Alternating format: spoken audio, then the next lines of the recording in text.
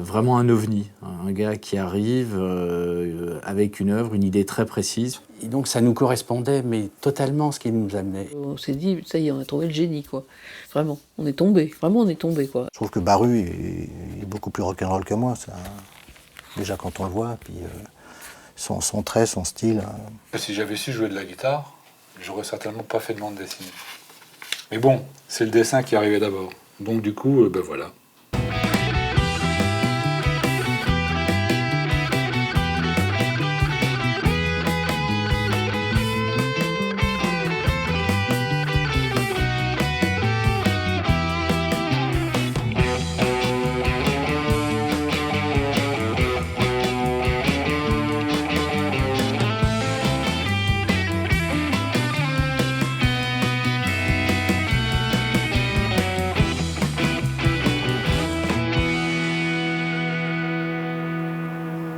Je sais que je suis quelqu'un de l'Est.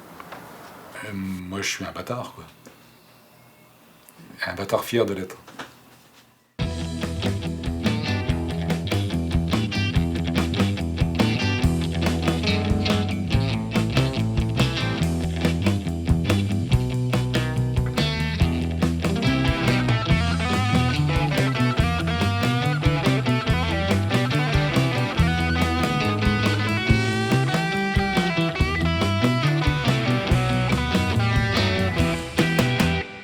Shaken Blues, c'est l'histoire d'un groupe d'individus. En fait, c'est un portrait de groupe. Mais un portrait de groupe qui donne les origines du groupe en question. C'est à la fois un portrait un peu psychologique, mais surtout un portrait sociologique, un portrait culturel. L'arrivée de la prépublication dans le magazine Pilote de KK Blues, c'est une véritable guerre de tranchées. Lui, il y va, quoi. Les scènes crues et tout ça, il habite à l'air, il y va. Donc, bravo Baru. Rien à dire. Parfait.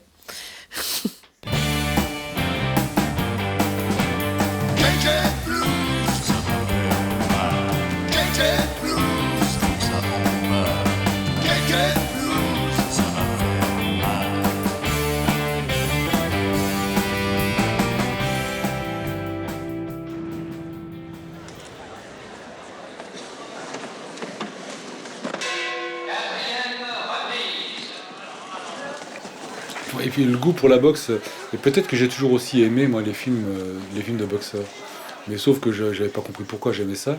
Mais simplement c'est que ça a à voir avec une forme admise de la violence. Quoi, mais au point de vue de la chorégraphie, la boxe c'est rigoureusement imbattable. Et simplement c'est que ça renvoyait toujours à des parcours singuliers et à des gens qui cherchaient à échapper en fait, à leurs conditions. C'est ça qui m'intéressait le plus.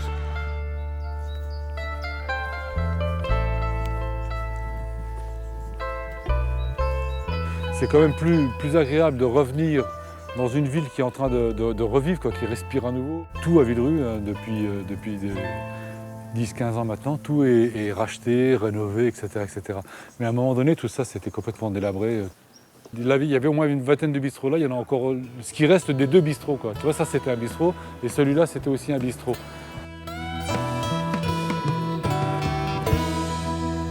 Quand il y avait des bourgeois des grandes villes de province ou de Paris qui étaient emballés par KK Blues, je me demandais ce qu'ils y trouvaient, quoi. Et déjà, je pense qu'ils y trouvaient probablement la concrétisation, enfin la confirmation de certains clichés qu'il y avait sur les ambiances qui allaient avec la Lorraine industrielle, etc.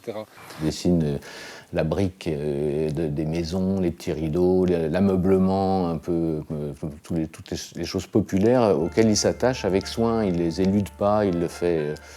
On sent qu'il aime ça, on sent qu'il en a gardé. Sinon une nostalgie, du moins un respect.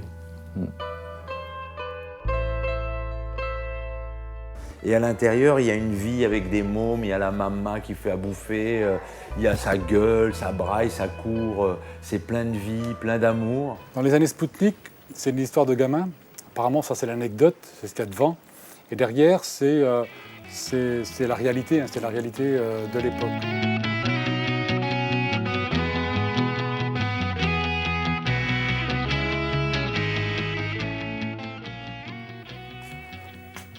Toujours dans les années Spoutnik, sur la côte de la Fontaine, avec les pointillés de la frontière.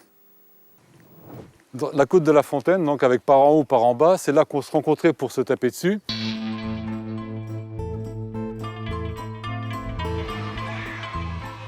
Dans les années Spoutnik, c'est vraiment la petite enfance, c'est-à-dire il a 10 ans. Moi, je retrouve plein de choses de ce que j'ai vécu, hein, les arcs, les flèches jouées dans le bois, les Indiens, les cow-boys, comme on disait.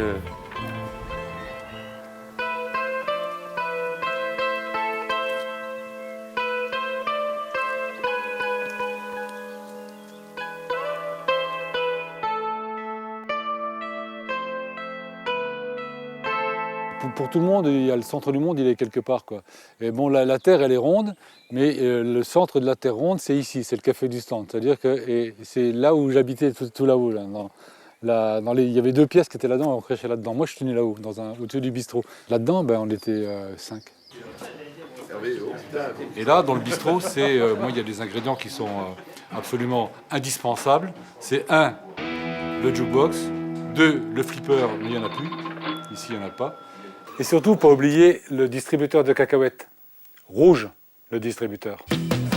Mes copains d'enfance, je les vois, je commence à parler, c'est comme si on ne s'était pas parlé depuis hier. Je ne vais pas les voir pendant 3 ans, je vais les revoir après. Et on va peut-être continuer la conversation qu'on a commencé aujourd'hui.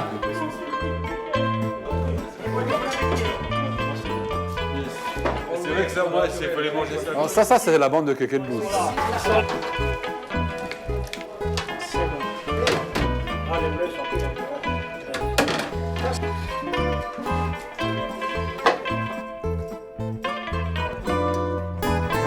Il y a beaucoup de cuisine hein, dans mes histoires. Mais d'abord, il y a une raison tout à fait simple et banale, c'est qu'on habitait dans des endroits qui n'étaient pas très grands. Il y avait 1 pièce, 2 pièces, 3 pièces au maximum. Et la cuisine, c'était l'endroit où on se tenait tous. Et on ne peut pas parler de la culture ouvrière sans parler de la nourriture. D'ailleurs, est-ce qu'on peut parler de culture sans parler de nourriture ?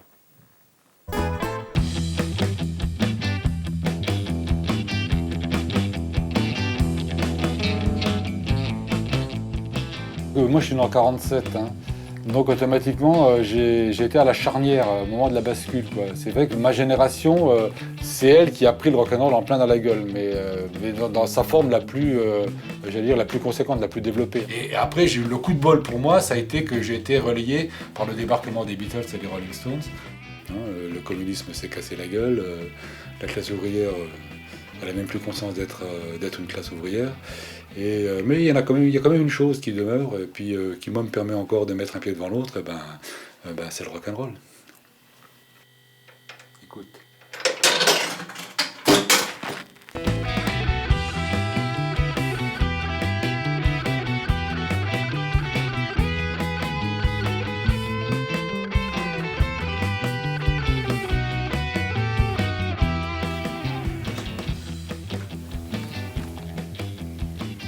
Je m'appelle Hervé Baruléa, Baru pour la bande dessinée.